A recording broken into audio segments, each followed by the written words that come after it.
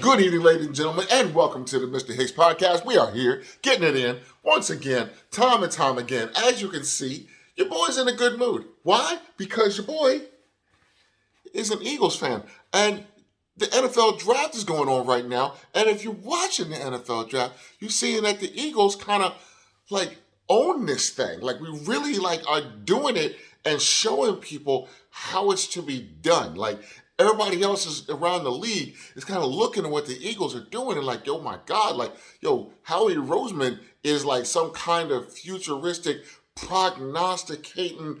I know where dudes is going to go and how things is going to happen. Then I'll pick up the phone and be like, yeah, let me move up here and get this monster, Mr. Jalen Carter. We're going to add to the already ridiculous, monstrous defensive line that we already have in place.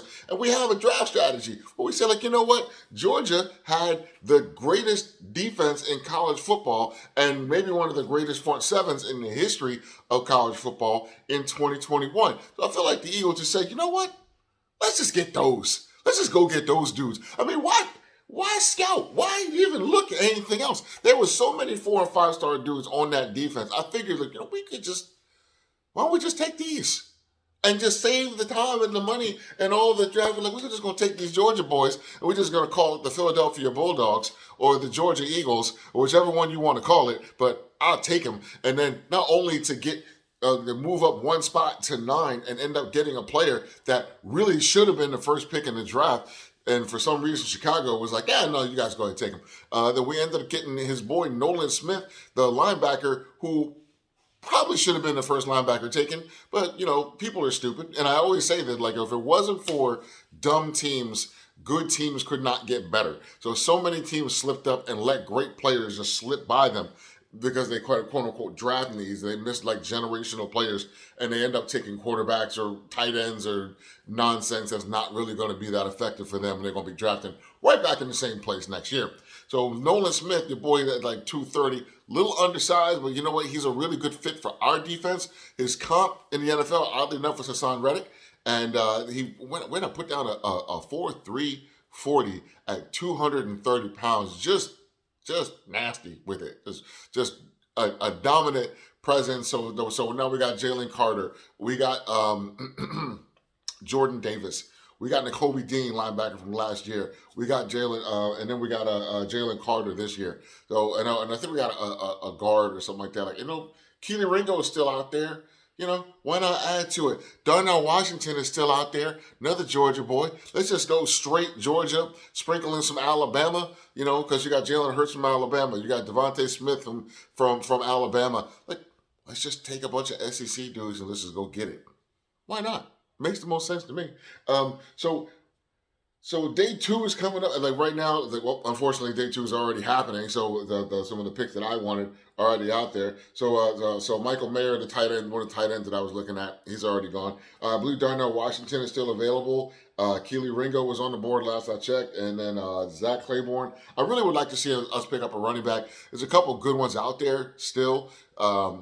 Tank Bigsby is still out there. That's wild. UCLA running back Zach Claiborne is a really good balanced running back that I think would be a really good fit for us.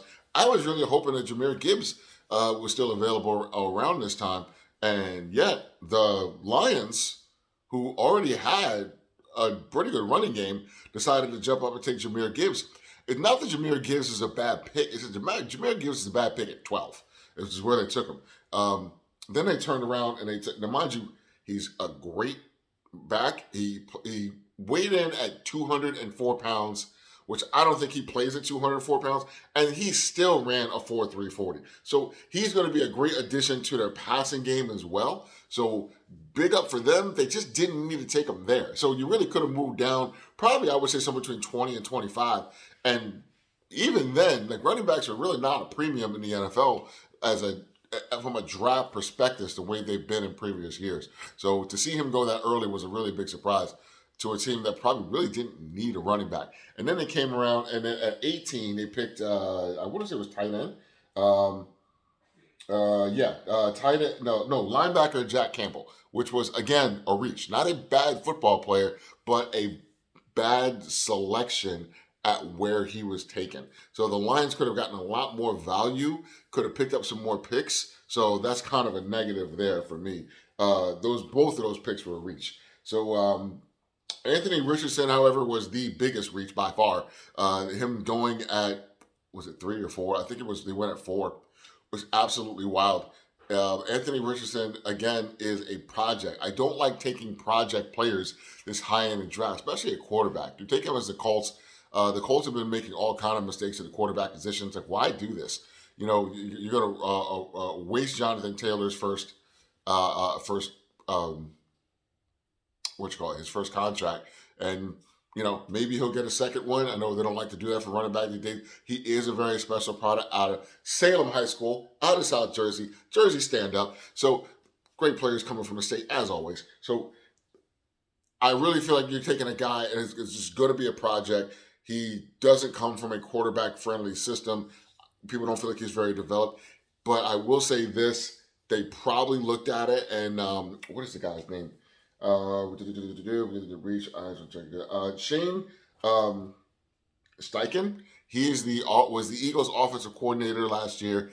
Takes over for the Colts, and I'm thinking they're like, we're just going to repeat what the Eagles did. We're familiar with that offense, and we got a running. We'll draft a quarterback that is bigger and more athletic, and hope he can develop and give us the same kind of offensive look that they get in Philadelphia. They also have a pretty good offensive line, one of the better offensive lines in the NFL. It's not necessarily terrible. It's just a risk. If it works out, you know, it could be monstrous. It could be like a really good move. It's after coming off of Carson Wentz and like drafting like dudes out of this third and fourth round the last couple of years, and then to make a reach for Anthony Richardson, I could see this happening like mid or trade down if you really wanted to do it, and getting him somewhere around between like 15 and 20. Even I think that was a reach, but I think this is too much of a risk. I always say this: taking a quarterback because you need one in the first round is like getting married because you're lonely. It's too big of a risk for this type of commitment. So I think it was a bad pick. The Texans, who had the number 2 pick, took CJ Stroud. You know, I'm not a test taker. We ain't come here to play school. We came here to play football, as the quarterbacks tend to do at Ohio State. They extremely accurate, showed some athleticism, and that last game between Ohio State and Georgia.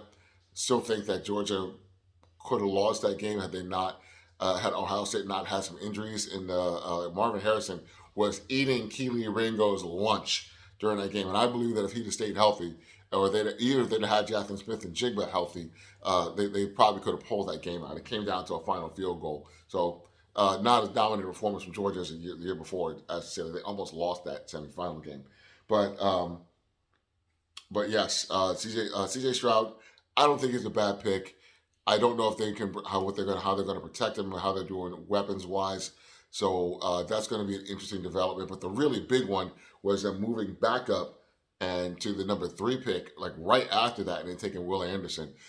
He is a really solid building block for this team, especially for that defense. But no flaws on this kid. I mean, like really just a fantastic human being, a really solid player, and is going to give them that kind of like presence on the outside that you can have for 8-10 years, and hopefully be able to build your defense around his pass rushing ability.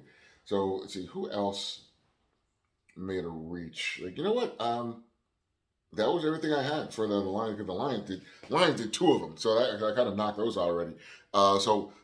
Draft is looking really interesting so far. I think the Eagles did probably the best job this year. I also think the Seattle Seahawks did a really good job in the first round, getting the number 1 corner, and also getting Jackson Smith and Jigba, who's going to have Tyler Lockett and DK Metcalf on the outside. And Jigba's going to have a 100-catch year real soon. I think he's probably going to give you 60 to 80 catches next year, to be honest with you. Like, just what he does in the slot. He's really good in the short area quickness, great hands, really great body control. Not the biggest guy in the world, not blazing speed, but fast enough to be really effective in what he's going to do. And I think Geno Smith is really going to be able to utilize his talents up there in Seattle. So guys that I thought completely whiffed, again, the Lions. some really crazy picks that didn't make a whole lot of sense to me. Arizona traded down a few times, and I think they did not end up having a good year. They took an offensive tackle that I think was not a great move for them. Do they need offensive tackle? Yes. The one that they got at the position they got him at was probably a reach. And that's tend to be what happens. Like, you think of it as a position of need. It is a premium position. However, not every single one is worthy of being taken high because it's a need for you and it's the best offensive tackle prospect on the board. I would like, how much better is this offensive tackle from another offensive tackle that we might be able to get in round two? If the answer is not really good, it's like, okay, we're going from an A minus to a B plus. If it's not that big a deal, trade back and get the draft capital, or let somebody else, come up. And also, you're going to need another first round pick next year because if Kyler Murray end up not working out, they got a really good quarterback draft class next year. So that would have been a good opportunity for them to, which honestly one of the worst rosters in the NFL, and they're not, I believe, not really helping themselves in this draft. So tomorrow we'll go over rounds 2 and 3, and again, go Eagles. Take it easy.